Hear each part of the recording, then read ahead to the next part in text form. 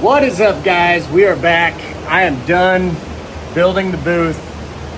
I actually have really good airflow going through here, and it's 95 here. It's hot, but that's not going to keep me from painting. Let me show you what I did today. It's all primed, sanded, pre-cleaned. Basically just have to tack it and shoot it. So let me show you that now. As you can see, everything is locked down everywhere that burned through that old crappy clear. It is good to go now. I am excited. I think this is actually going to come out better than I was anticipating. I did finally got that based in black. Then once I'm done shooting the red, I'm gonna pull that, clear it all at once. I did make a little mistake today. I went to go find the headlight bezels, and I heard something crunch. I'm gonna show you that now. It's embarrassing. As I said, I went to go get these to prime them so I could get them shot, and I heard a crunch.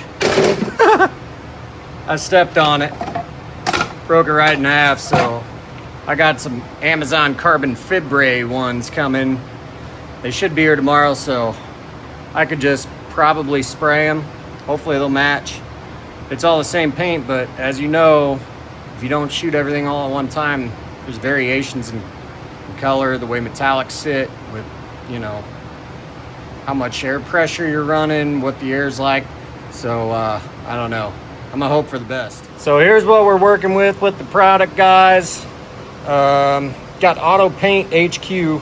I've never sprayed this before. I've sprayed PPG, Exalta for years. I thought, man, I'm gonna just try it, because kind of what I'm trying to do is show you guys can do this at home too. You don't have to have a professional paint booth to get professional results. I'm hoping that I get professional results. I've never sprayed in anything like this before. I've always had downdraft paint booths. So this is a first for me. So might be a little bit of a learning curve, but I'm gonna give it my all. All right, so right or wrong, this is just how I do it. Let's see, I went to the 9. Now, this cup only goes to the 15, but I can just kind of guess. Usually the 9 is right above that line right there. I like to have a full cup, so the less I go in and out of the booth, the better.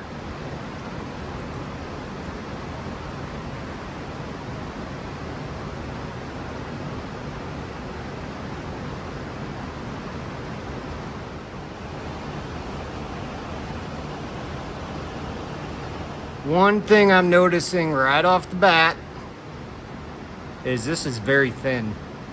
So I don't know if I'm gonna have enough, because I still have to do the bumpers yet. It's very thin. Really needs a ground coat. And I don't have a mixing bank.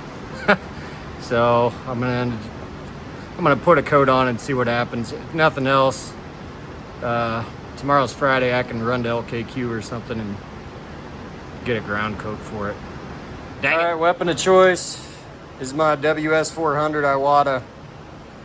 And I didn't really want to shoot with this.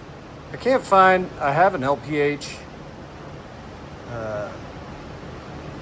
low pressure high volume gun that would really probably be better, because my air compressor setup's not very big, but I'm gonna make it work.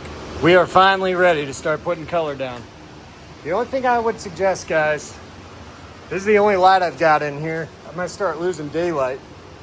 This is not enough light to paint a car, in my opinion.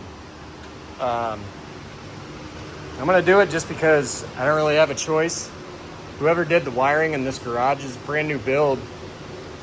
4 fans is all I can run. And then it just pops the breaker and shuts everything off, of course, and then got to run around the house. So this is all I can do. I can't put any lights up or anything.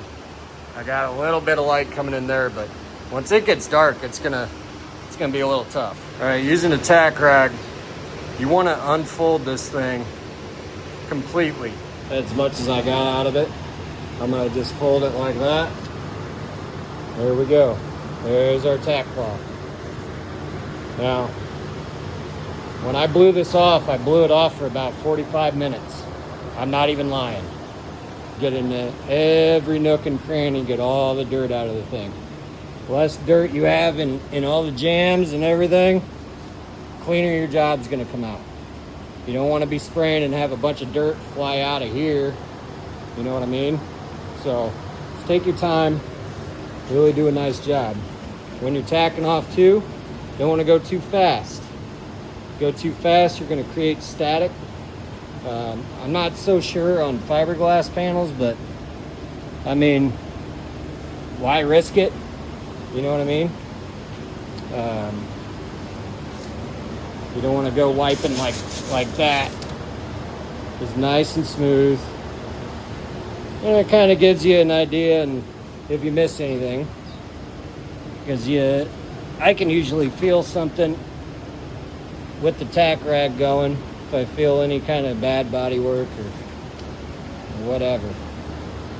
But I'm gonna finish tacking this off and come back, show you how to throw down some base. All right, for base, I like to run right around 22. And then adjust your fan accordingly. All right, I'm gonna show you one panel and then I'm gonna focus on basing. I need to get a tripod. That way I could just set it up and show you guys, but I'll just kind of do a quick pass here.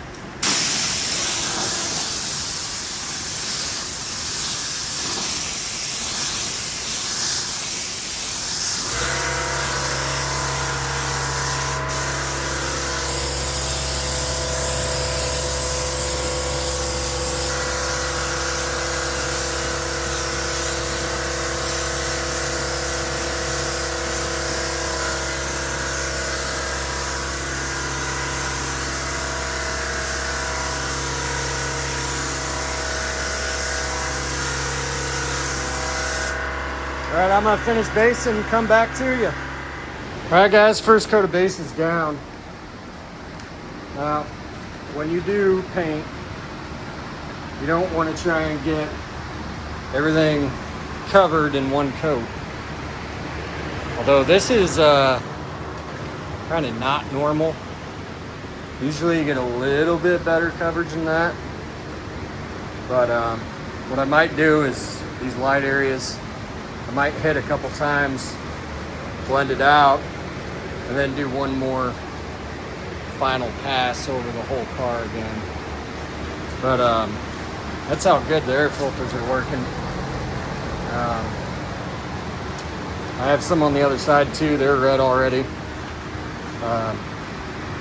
Neighbors are playing outside, so I'm gonna probably take a break, come back, because last thing I want is to make my neighbors hate me. You know what I'm saying? So, see you after the second coat. So I'm taking a break, waiting for the sunset. It is beautiful. But a little backstory. I mean, I might as well while I'm waiting. Me and my wife owned a body shop up in Illinois for 10 years or so. It was our dream to move to Florida, so we sold everything, sold the business, sold our house and cars and race cars, and now we're here, and I don't know, I couldn't be happier. I love the heat, so I don't mind it 95, 100 degrees. I love that kind of weather, so right at home. But as soon as the sun goes down, I'm gonna get back to spraying, and yeah, I'm gonna probably not reduce the paint as much. That stuff's cheap, it's not covering well, so I'm probably gonna do like a 2-to-1 mix ratio and see how it looks. Should be fine. Say hi, Arlo. All right, guys. All right. Let's see how it looks. I have 3 coats as of right now on it. I think I am done basing. That's what you're looking for, guys. Nice even coverage.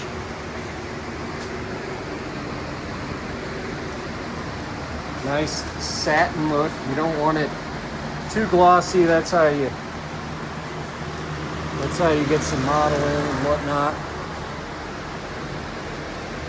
And if you go too light, it's not satiny enough, or too satiny, I should say, then you get what's called sand pile. And you'll think you have a bunch of dirt, but you don't. It's your base coat that piles up on top of each other. You don't want your base feeling like, 180 grit sandpaper. You want it nice and smooth. I can't wait to get some clear on it.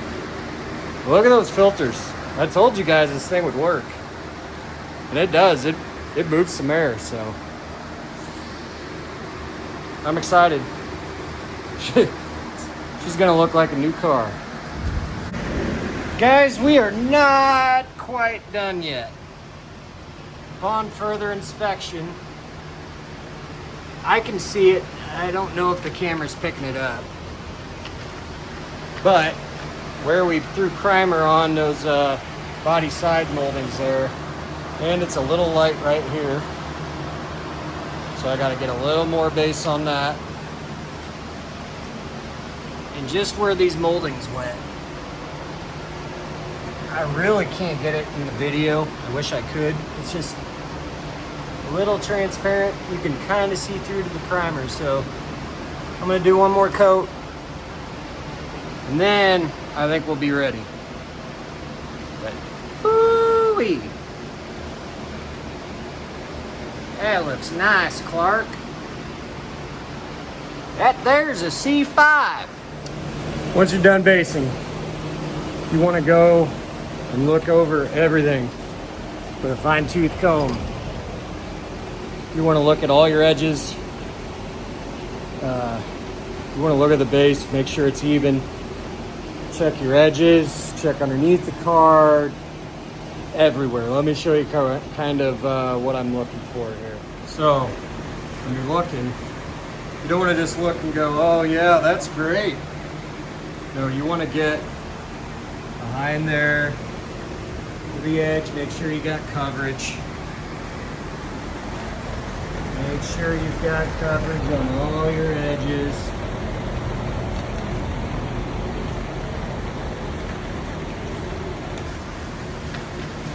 Yeah, and we're looking good. We're ready for clear. I'm gonna clean the filters quick. I couldn't believe how dirty they've gotten. But when you don't have 50 filters on a booth, we have 6. That's what you get. But I'm ready to get some clear on it, guys. It's exciting. That looks freaking sweet. I can't wait to see this thing. That's gonna look good. God, it almost makes me want to go with some black wheels. Like some C7 Z06 wheels or something. Yeah, that'd look good. I'm glad I did that. It's gonna look sharp. Guys, I'm done. I have to say that was an experience. I wouldn't do a complete in something like this. That was the hardest thing I've ever done. That was ridiculous. Still not enough air. And I cheaped out and I didn't get proper drain systems and dryer systems for the airline, so I fought that the whole time. I got a couple runs. My light died, but I'll show you guys the car. I'm gonna try and save it with buffing, but the front clip might have to be repainted. I don't know yet. But at least it's painted. It looks better than it did. Here we go. And a little sagger right there. Sorry, my feet are sticking to the plastic like crazy. It's kind of hard to see in here. I'll get you guys some good video tomorrow. Do another updated video. I gotta get my wife and kids from the airport. They're flying back from Illinois. So, yeah. I mean, it's got some fish eyes. But, I don't know, man. I don't know. It sucks. But I put 4 coats of clear on it, so I'll try and buff it, hit it with 800 and go to 1500. I can just show you guys how to fix crappy paint. It's usually not my MO, but oh well. Worst case scenario is I gotta reshoot the hood. But yeah, man. That it's unmasked. Oh, that's sick. I can't wait to see it outside. Because with the lighting, you're not seeing the clear the way it'll look outside.